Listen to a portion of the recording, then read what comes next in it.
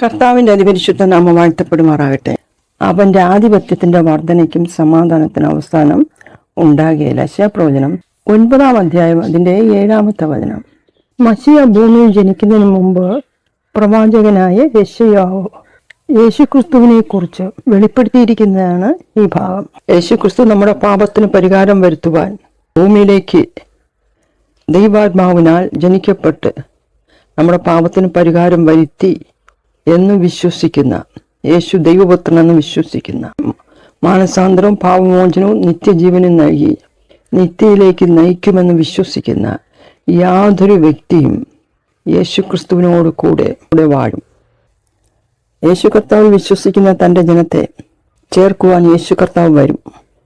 വാനമേഘങ്ങളിൽ യേശു തൻ്റെ ദൂതന്മാരുമായി വരുമ്പോൾ സഭ എടുക്കപ്പെടും.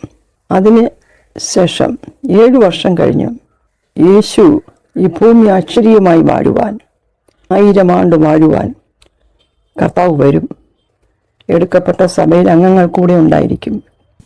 അന്ന് അനുസരിക്കാത്ത ജാതികളെ ഇന്ന് ഭൂമിയിൽ വെച്ച് കർത്താവിനെ രക്ഷകനെ സ്വീകരിച്ച് ക്രിസ്തുവിൽ മരിച്ച കർത്താവിൻ്റെ വരവെങ്കിൽ എടുക്കപ്പെട്ട ജനവും യേശുവിനോട് കൂടെ ഭരണം നടത്തും.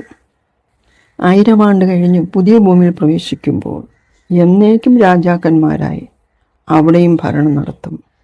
ദൈവത്തിൻ്റെ രാജ്യത്തിന് അവസാനം ഉണ്ടാകുകയില്ല. അത് വളർന്നുകൊണ്ടേയിരിക്കും.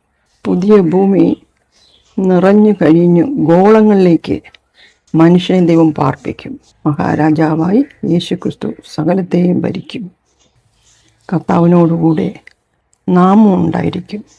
വെളിപ്പാട് 22:5 ഇനി രാത്രി ഉണ്ടാകുകയില്ല. ദൈവമായ കർത്താവ് അവരുടെ മേൽ പ്രകാശിക്കുന്നത് കൊണ്ട് വിളക്കിൻ്റെ വെളിച്ചമോ സൂര്യൻ്റെ വെളിച്ചമോ അവർക്ക് ആവശ്യമില്ല. അവർ എന്നേക്കും രാജാക്കന്മാരായിരിക്കും.